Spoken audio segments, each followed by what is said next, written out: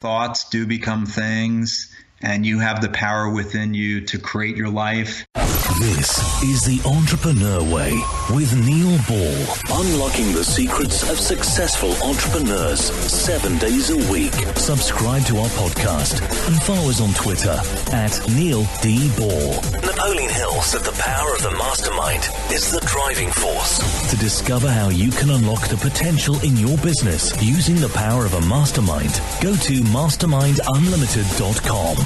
And now, here is your host, Neil Ball. Hello, it's Neil Ball here. Thank you so much for joining me today on The Entrepreneur Way.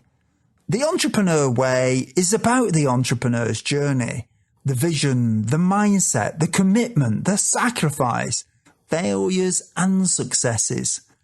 I am so excited to bring you our special guest today, Joel Solomon. But before I introduce you to Joel, I have a quote for you by Alice Walker. The most common way people give up their power is by thinking they don't have any. The Entrepreneur Way asks the questions so we all get the insight, inspiration and ideas to apply in our businesses. Joel, welcome to the show. Are you ready to share your version of the Entrepreneur Way with us? I am, Neil. Thanks so much for having me. It's a true pleasure to be here. Joel, it's a true pleasure to have you on the show today. And thank you very much for coming on the show. Oh, I really appreciate it, Neil. I really do. Thank you. You're welcome. And thank you. Joel Solomon is a prosperity coach, helping individuals identify and overcome the roadblocks standing in their way of financial freedom. He recently published the bestseller, The 9 Money Rules Millionaires Use. Joel previously managed his own hedge fund, which he shut down to pursue his dream of helping at least 100,000 people become financially free. Joel was also a portfolio manager at Citi, where he managed a long-short equity portfolio. He generated positive returns, including in 2008, when the market collapsed 40%. Joel is an FSA, CFA, and certified IP trainer. Joel, can you provide us with some more insight into your business and personal life to allow us to get to know more about who you are and what you do? Absolutely, Neil. So first of all, I'd like to say that I'm a very proud dad of 2 daughters, Lauren and Morgan, who have taught me a lot about life, and I am so grateful they chose my soul in this lifetime to be their dad. So they have taught me unconditional love. And that is something that I try to teach others, but it's hard to teach. It's something that I think you kind of have to experience in order to know it. And so I'm grateful. In fact, I named my company Sol Lore More after my 2 daughters, Lauren and Morgan. So it's Lore. It was going to be Lore More, but I put the first 2 letters of my last name, so it flowed a little bit more and sounded more prosperous, Solomore. So named my company after them. And like I said, they teach me something new every day. So I'm so grateful for them. And so that's a little bit about my personal life. I have a very high energy level. I love to travel. I've been to over 40 countries, been to all 50 states in the U.S., and it's a big passion of mine. In fact, on the cover of my latest book, The 9 Money Rules Millionaires Use, is a picture of me standing on the top of Huayna Picchu overlooking Machu Picchu. So travel's a big passion of mine. And in terms of my business, I am a prosperity coach. And what I do is I teach people how to become financially free so they don't have to work if they don't want to. And people ask me, well, how do you do that? And so I change people's mindset around money from limiting beliefs to empowering beliefs. And we can talk all about beliefs, which is actually rule number 1 in my book. But beliefs are really critical part of how you live your life, and not just money ways, but all aspects of your life. So what you believe really does determine a lot of how you're thinking and how you're feeling. So I teach how to shift those beliefs. I also teach how to use your intuition to make money. I teach about visualization. So that module is all about mindset and changing that money mindset. I also have 2 other modules that I teach. One is on investments, from very basic, what is a bond, what is a stock, what is real estate, what is a currency or commodity. I'm actually a chartered financial analyst here in the States, a CFA. And so I teach people the basics, but then I also, if they're interested, I can go into a lot of detail, including my proprietary 5-step stock screen that I describe in my book, and then in my latest book. And then I also can teach real estate from the book. I have a 7-step real estate screen. And then the 3rd module is all about personal finance. Most people have no idea what their financial freedom number is, how they can get there quicker. And so I teach them how to calculate it, how close they are or far away from it, and how to get there quicker, how to save, how to spend more if they want to and still become financially free, how to play the budget game, and all the matters around personal finance, how to improve your credit score, what is a credit score, why it matters, how it can get you to borrow at a cheaper rate. So those are kind of the aspects of what I teach on one-on-one coaching. I also have groups that I teach. I just finished a course called Peace and Prosperity Now, which goes through my book, The 9 Money Rules. I did that with a meditation and yoga teacher, Chara Rodriguera. And so I have different programs for different people. But at the end of the day, my dream is to help at least 100,000 people become financially free. Wow, where do we start with that? Well, I think the first thing that stuck in my mind was the fact that you're an American who's actually visited all 50 states. There aren't many of you, are there? Probably not. But it was a great. It actually came about partly because of one of my early jobs, which was working as a credit analyst at Moody's. And I was required to visit all the insurance companies that I covered. And so that got me part of the way there. But I actually described this in my first book, Mindful Money Management. My oldest and dearest friend, we're very competitive. And when he was in his late 20s, he took a 10-week tour of all the baseball stadiums that were around at the time around the country. And so he jumped ahead of me in terms of all the states that he had seen. And I was very competitive. I said, I'm going to get to all 50 before you. And I have. And that was part of the dream of doing that. Yeah, some fun there. So with your prosperity coaching, what process do you go through when you start working with somebody? Yeah, the very first step is they fill out a financial freedom survey so I can better understand exactly where they are in terms of the financial freedom, where they are in terms of their beliefs, what their early money memories are, what their subconscious beliefs are around money, and where they are now,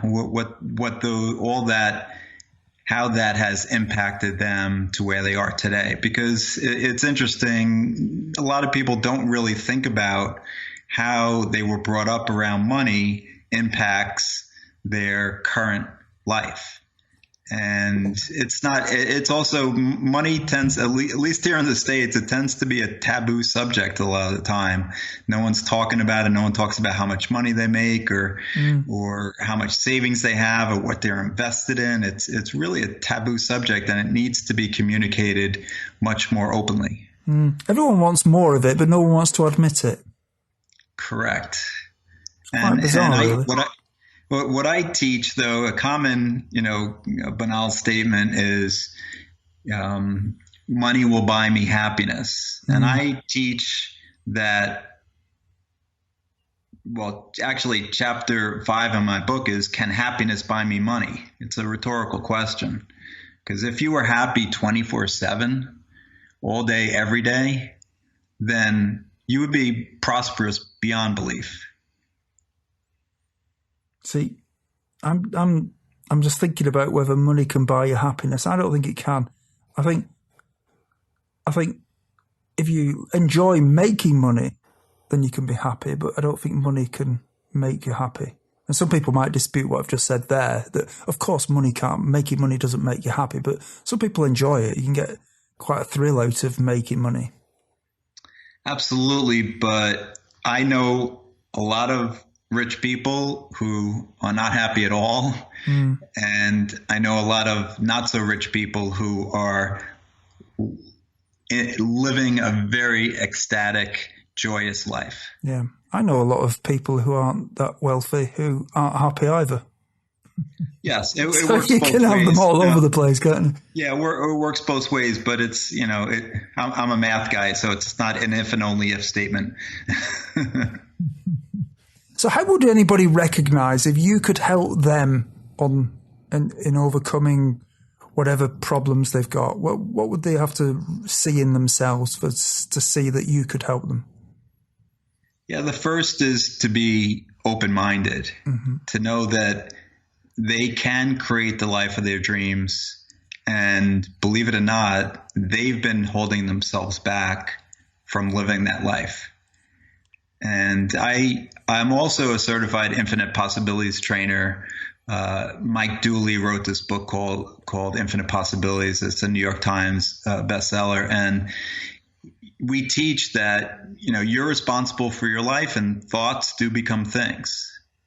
And so I take responsibility for all aspects of my life. I've been divorced twice. I take responsibility for that. I take responsibility for all the bad things that happened and all the good things that happened in my life. So that's the first step, is to take responsibility, because if you're going to be blaming the government or the economy or interest rates or the president or whatever for your financial situation, it's really hard to then become financially free. So the very first step is to take responsibility for your life.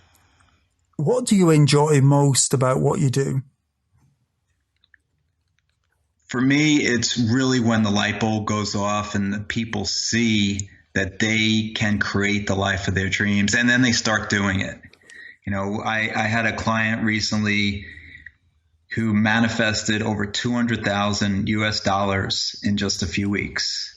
And it's so gratifying to see when that happens. I started group coaching in last September, so about 9 months ago. And we had 10 members in my first group, and they manifested over $100,000 in 3 short months. And that just lights me up, because I know that I helped move them in the direction of financial freedom. What drives you to do what you do? That's a really great question, Neil. So it's a bit of a long story. Hope you have a few minutes here. Oh, we do, yeah. Listeners do. So in December of 2015, I went to a personal development course, which changed my life. I was working as a hedge fund manager, which means that I was betting that some stocks were going to go up and other stocks were going to go down. And so if the market went down a lot, we could still make money. If the market went up a lot, we could still make money. So I was doing that, managing a fund, and I really wanted to get to the next level. So I went to this personal development course, which was great, but they had a guest speaker speaking about stocks and stock options. And when he started speaking about options of stocks in particular, he made it sound like it was a get-rich-quick scheme. You don't need much time. You don't need much money. This is how the rich people get rich, and options are essentially riskless.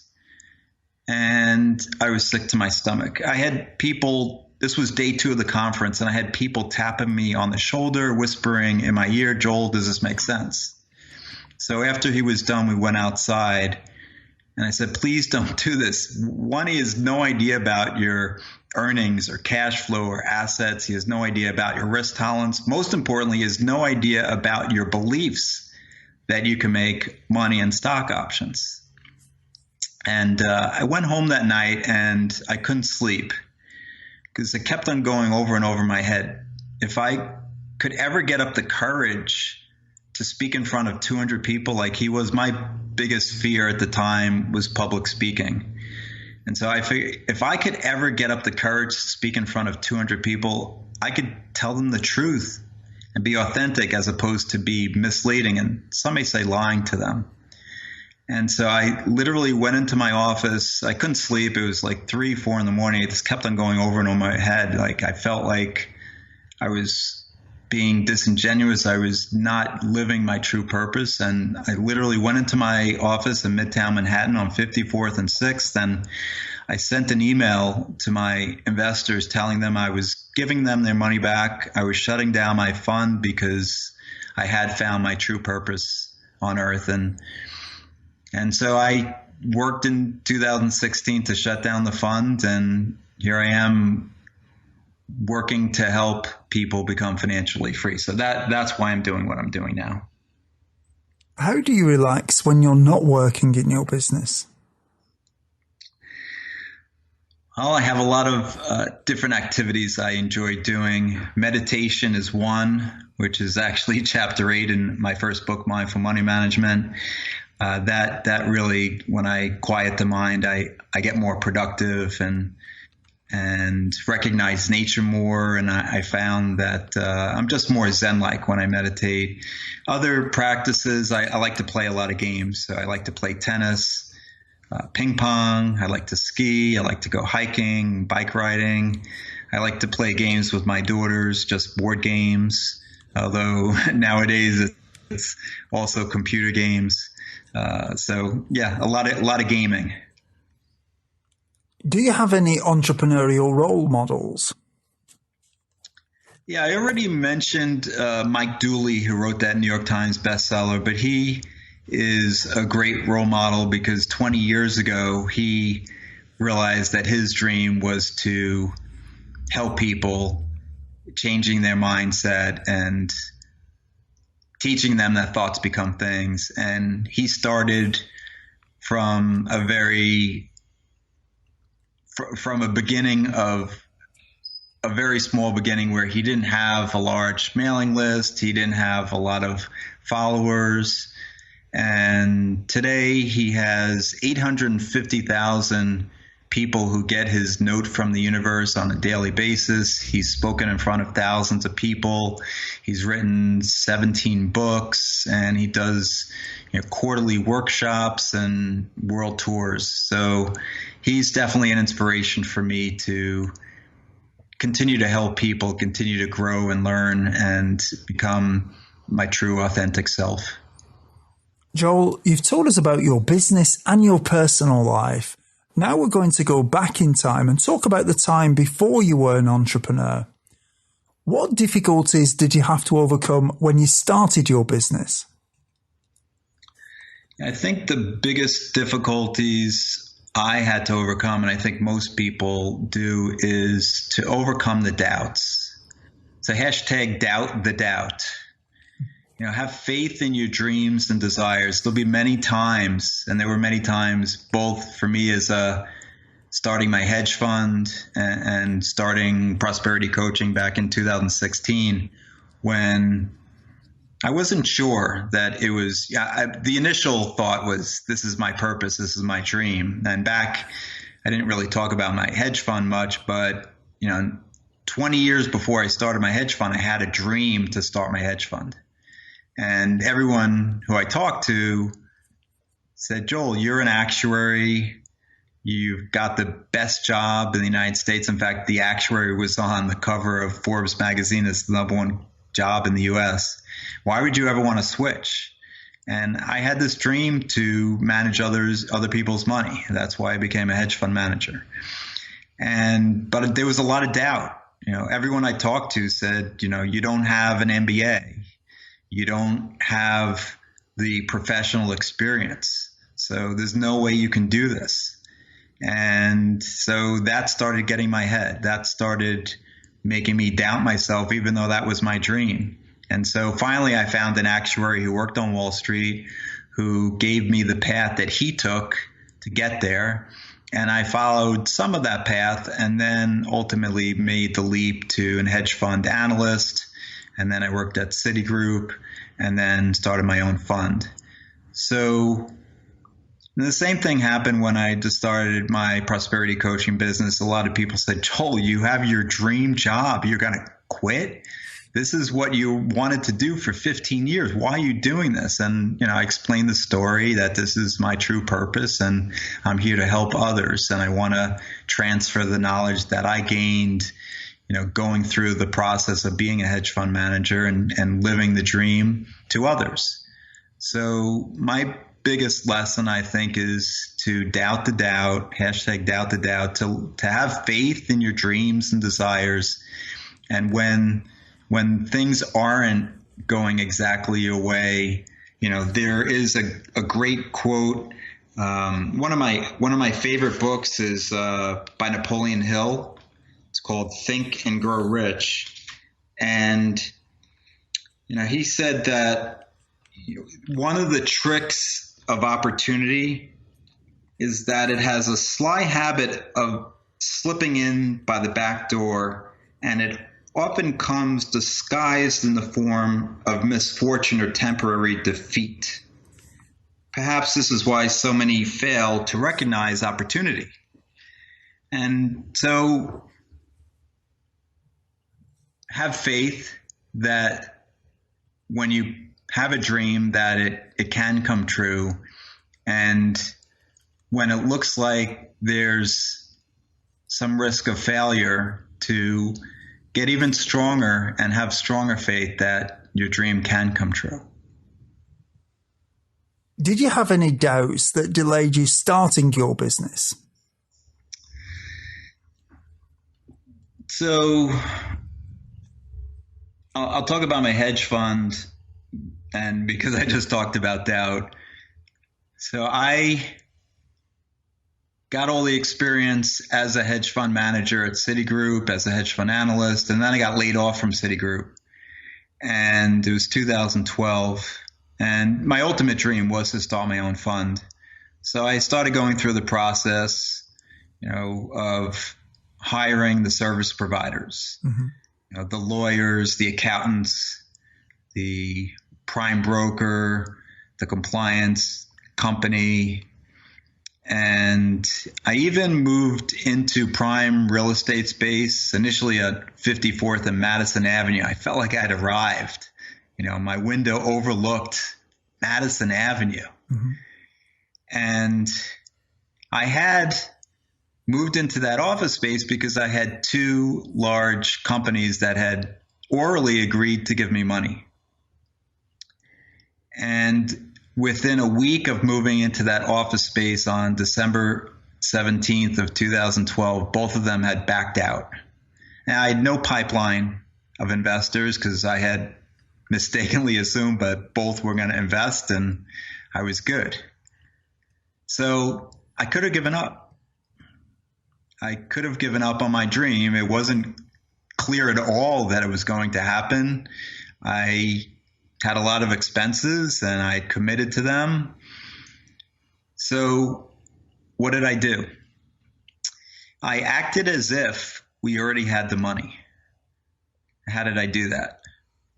Well, I hired the analyst I had intended to hire on January 1st, 2013.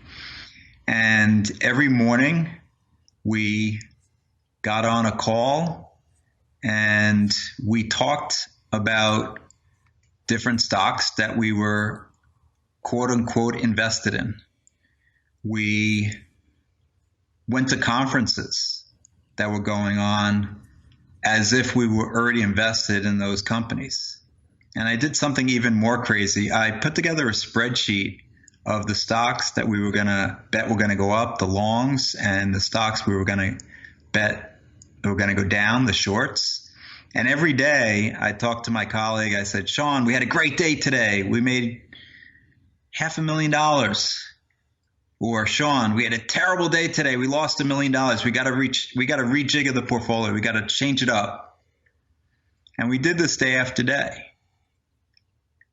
And now I didn't just do that. Obviously, I actually banged the phones and called everyone I knew and went out to networking events and did try to raise money. But within 3 weeks of all those acting as if actions, we actually got a meeting with a potential investor.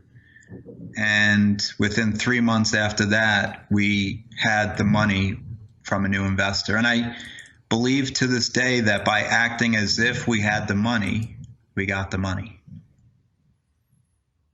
What mistakes did you make that slowed your journey?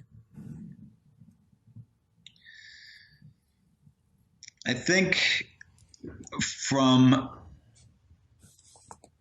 my prosperity coaching business, the biggest mistakes I made was not preparing to be a public speaker and get out there and share the knowledge that I had. And so I jumped in 2016. Even though I had started my own hedge fund, my biggest fear, as I mentioned earlier, was public speaking. And so I did everything I could to avoid speaking in front of more than 2 people at a time, which definitely did not help my prosperity coaching business. And finally, in late 2016, I happened to go to a Mike Dooley course, Playing the Matrix, which that's where I met Mike. And his story really resonated with me because he started his career as an accountant.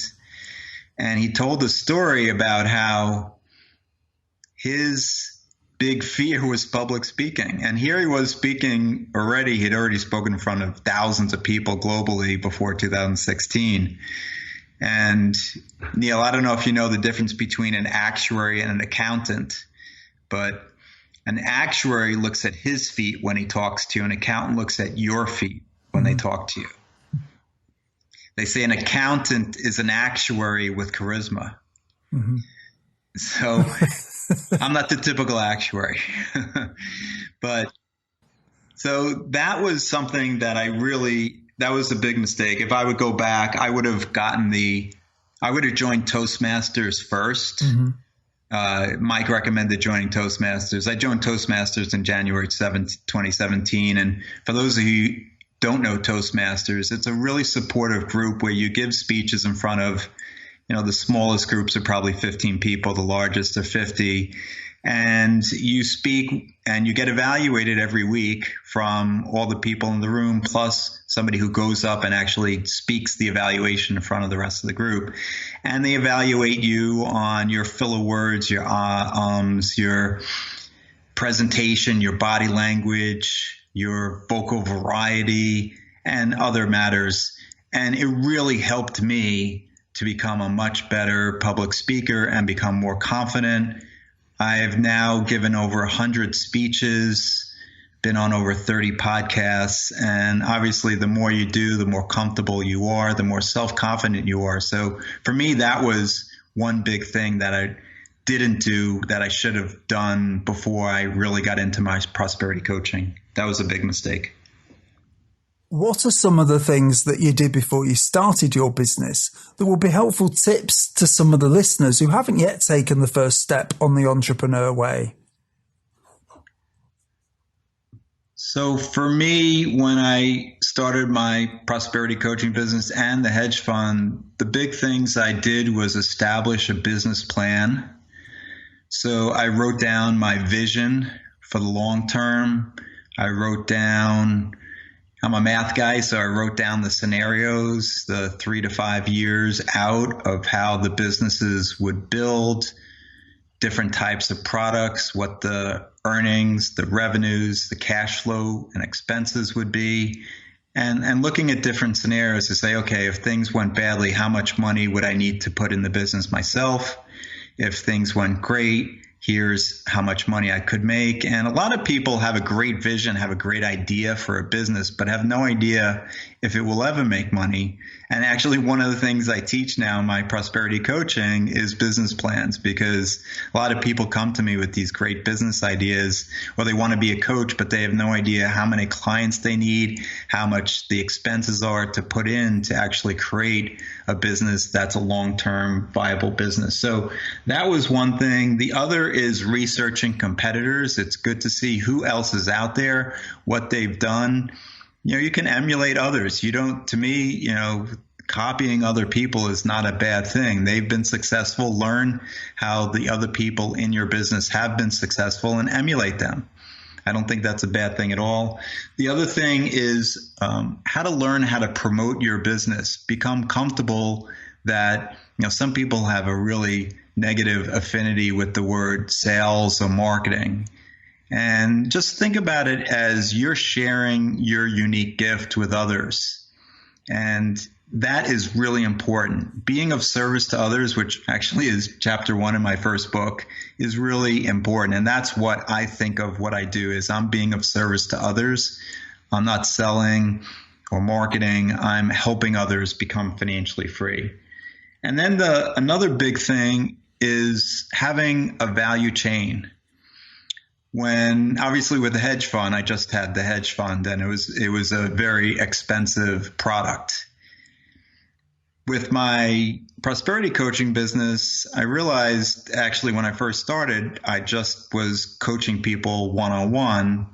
I didn't have any products where if somebody could not, quote unquote, afford me, and I just believe that's a limiting belief, but if I can't convince them that they can afford me over the long term, then there was nothing else. They could do one-on-one coaching or nothing. But it's really important to have a product value chain. So now I give everyone 30 minutes free of prosperity coaching. You can just go to my website, salaurmor.com, to sign up for 30 minutes free. I have my books. I have 2 books that I wrote. If you want to just get a Kindle version, you spend $5 US. So that's really inexpensive, all the way up to, my one-on-one coaching.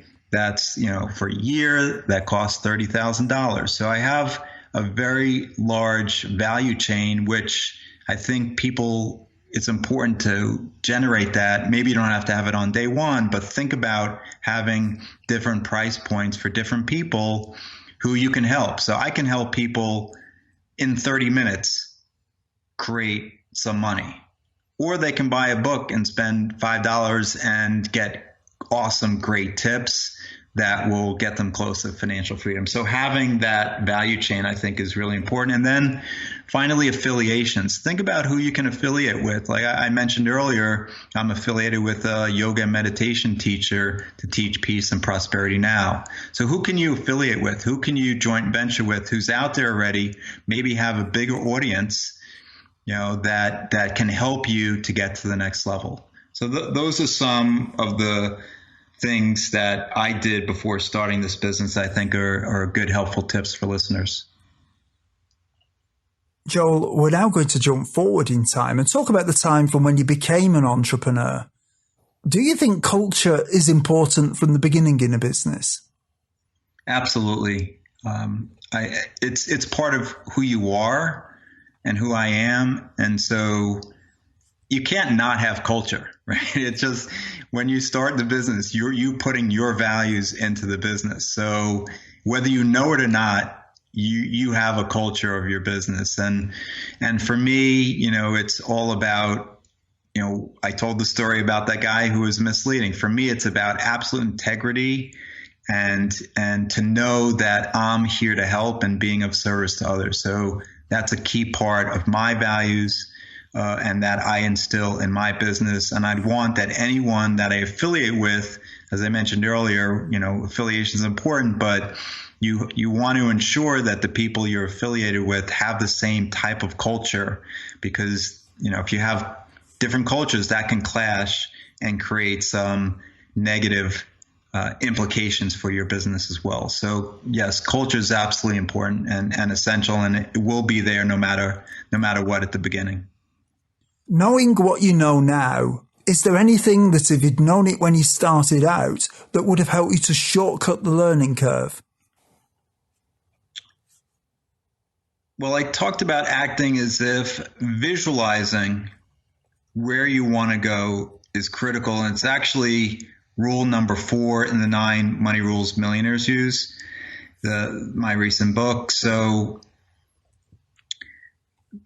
spending, and I teach visualization, so I'll talk about it. It's really critical. The 6 steps are: 1, to write down where you're going to do it. So pick a place, be consistent. Living room, I recommend not doing it in your bedroom right after you get up or right before you go to sleep, but pick a place, pick the amount of time you're going to do it. I recommend no more than 10 minutes, 3 to 10 minutes. Pick the time you're going to do it. So early in the morning, great, or late at night, fine. 4th is to write down 3 dreams and desires. So when you're visualizing your business or where you want your business to be, there's a lot of ways you can do that. Visualizing perfect customers, visualizing where you're going to do it from, where your business is going to, are you working from home? Are you working in an office building? How big is the office? How many people are working with you? What's your vision for your company? How much, when we talk about business plan earlier, how much revenues or earnings can you make from this business? There's all that specific dreaming you can do. So I'd recommend write 3 down that are related to your business. The 5th step is to, Wayne Dyer in his book, Wishes Fulfilled, said, make your future dream a present reality by assuming the feeling of the wish fulfilled. So step 5 is to feel the feeling of that dream or desire already have been achieved. So think about your business and it's already scaled. How happy, how ecstatic, jump up and down. Woohoo, it's happened. Feel that feeling. And the 6th step is to picture yourself in the visualization. So if you can do that, I think that could really shortcut the learning curve and get you to where you want to be quicker. How much does gut feeling influence your decisions in your business? This is a great question because it's rule number 2 in the 9 money rules. Trust your intuition. And I will tell you as a former hedge fund manager that if I didn't trust my intuition, I either lost money or I made less money. And so people ask me, Joel, how do you develop your intuition? So I tell them, exercise it every chance you get. If you want to develop your bicep like I used to, I would go to the gym and do bicep curls. 30 curls, 3 sets of 10, 30 pounds every day.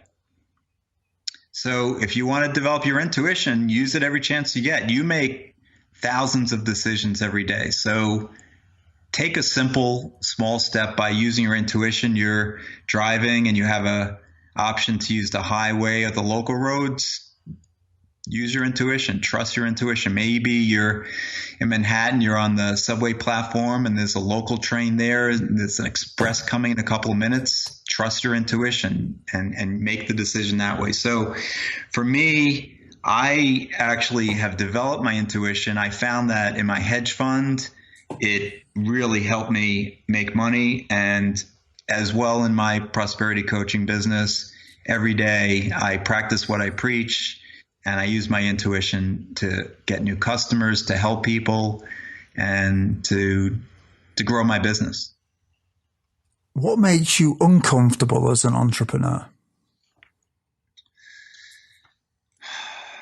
The biggest thing I'm uncomfortable with, I would say, is the promotion, the marketing piece that I talked about earlier. I consider myself the content, right? I'm the person who's developing the books and the coaching programs and the PowerPoint slides and the group coaching program. But in terms of actually promoting it, that's not where, what I love to do. And what do you think are some of the secrets to success? So, talked about a lot of them already. Uh-huh. Number one is belief. Yeah. Having faith in your dreams and desires. I tell my clients to write down the level of belief from 1 to 10 in each investment idea, but you can do it in your business every day. What's 10 is absolute faith and knowing that it's going to be successful, and 1 is massive doubt. There's no way it's going to be successful. What's your level of belief? 1 to 10 every day. Rule number 3 is being happy. We talked about it earlier. Can happiness buy you money? Well, if you have conscious happy habits that you can go to, which I do, every morning I listen to uplifting songs, I exercise, I meditate, I visualize, I journal. So having some specific happy habits that you can go to consciously when things are not going great, shifting your energy to positivity can really help. So those are a couple of things that I recommend. Life is made of constant change, whether we like it or not. And many people say that the only constant in life is change. Joel, how do you try to keep up with change? Well, I keep up with change by reading. And I read a lot. I'd recommend to listeners to read as much as possible. There's so much free information out there now on the internet, on maybe almost free on Amazon with $5 books on Kindle, that, there's so much information on YouTube that's free that you can watch videos. I have, my new YouTube channel. I think I have something like 1,000 videos on there. So you could just watch, and get access to all this great information. So yeah, it's reading, it's listening, it's watching, and just keep on learning and growing. For me, that is how you keep up with change. What is your favorite book on entrepreneurialism, business, personal development, leadership, or motivation? And can you tell us why you have chosen it? Yeah, I mentioned that I quoted from Napoleon Hill's Think and Grow Rich. It's timeless. It was written between 1918 and 1937. Napoleon Hill was asked by Andrew Carnegie, the richest man at the time, to write this book, study at least 500 of the richest, most successful people in the world at the time, and then write a book about the characteristics that they had. And it is just, there's some type of energy that's in that book. I literally have read it twice a year since 2009 when I was introduced to it. And there's some energy that comes out of it. There's a lot of great stories that will uplift you, which will make you know that, thoughts do become things, and you have the power within you to create your life. And it will be helpful for motivating you. The whole chapter on leadership, personal development, I think it may be one of the best personal development books of all time. I think it's sold more than 100 million copies, 100 million globally, since it was written in 1937. So I'd highly recommend Think and Grow Rich by Napoleon Hill. Folks, when you have a busy life, listening to audiobooks is a great way to expand your knowledge in the time when you may be doing other things, such as driving or when you are at the gym. We have a special offer for you of a free audiobook of your choosing. To choose your free audiobook, go to www.freeaudiobookoffer.com. As long as you've not already signed up, then you will qualify. Joel, are you ready to speculate about the future? Absolutely. Oh, good. What one thing would you do with your business if you knew that you could not fail? I guess I would hire a team of marketers and to promote the business much bigger.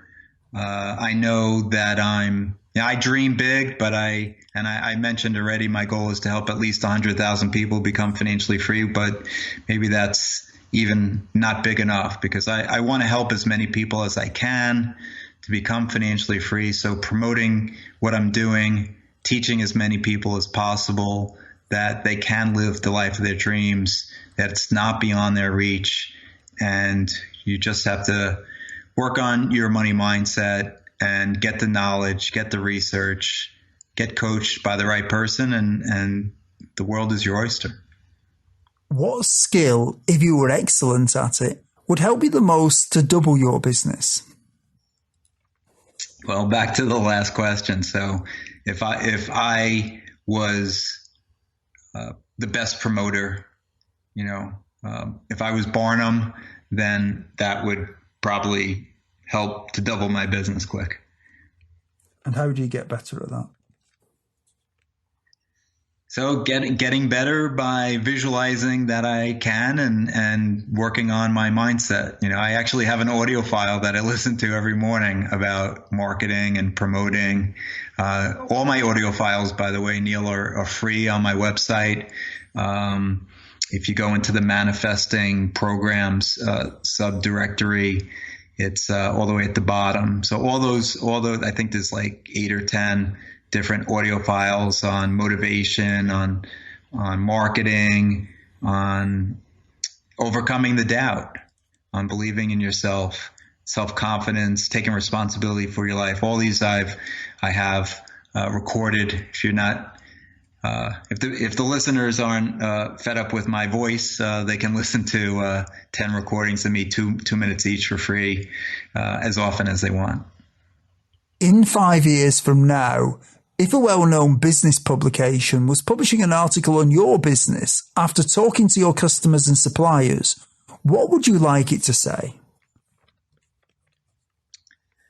That I have helped at least 100,000 people become financially free. I've treated them with dignity and respect and been authentic, and they are so grateful for the help they've gotten. It's now time for 3 golden nuggets. Joel, what is your favourite quote and how have you applied it? My favorite quote, again, is from Napoleon Hill. Whatever the mind of man can conceive and bring himself to believe, he can achieve.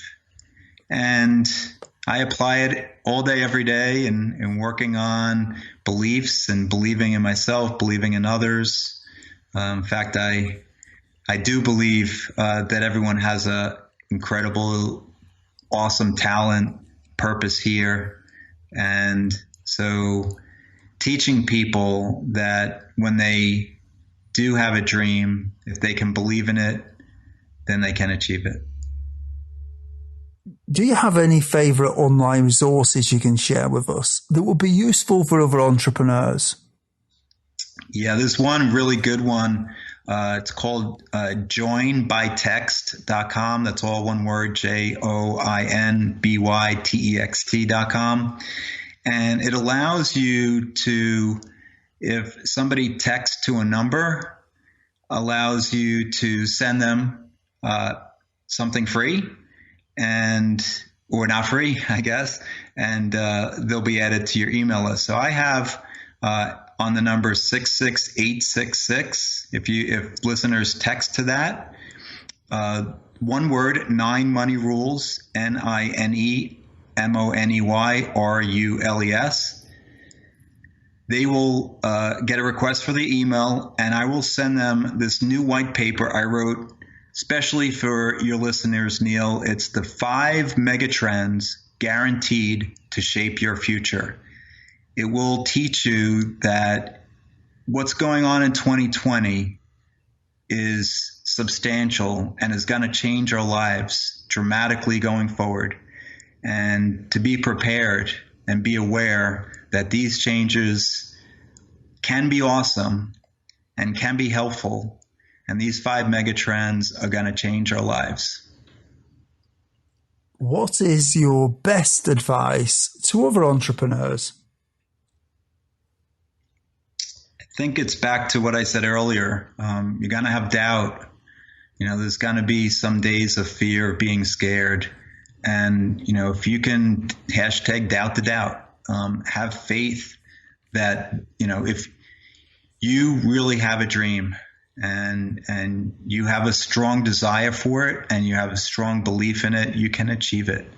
So that's my big tip.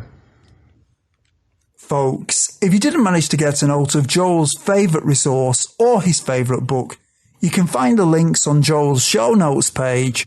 Just go to theentrepreneurway.com and search for Joel or Joel Salomon in the search box. Joel, is there anything else you would like to add about your business?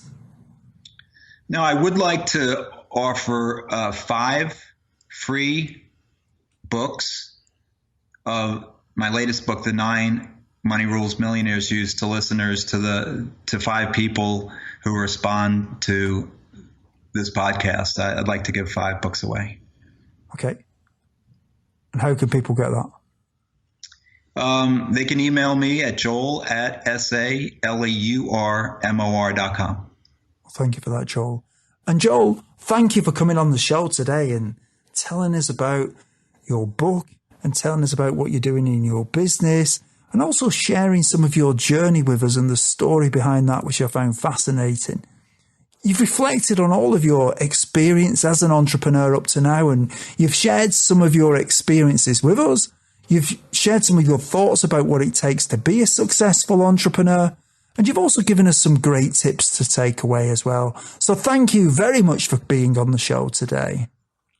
Neil, it's been a real pleasure. As I said at the start, I am really grateful for you. So thank you for what you're doing and allowing me to share my story. Really, really thank you. Joel, it's my pleasure and you're welcome. And thank you for saying that. I appreciate it.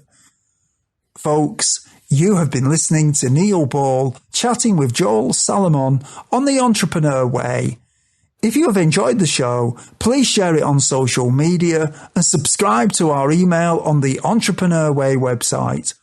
Also, please add your comments on Joel's show notes page on the Entrepreneur Way website at www.theentrepreneurway.com and search for Joel Salomon in the search box.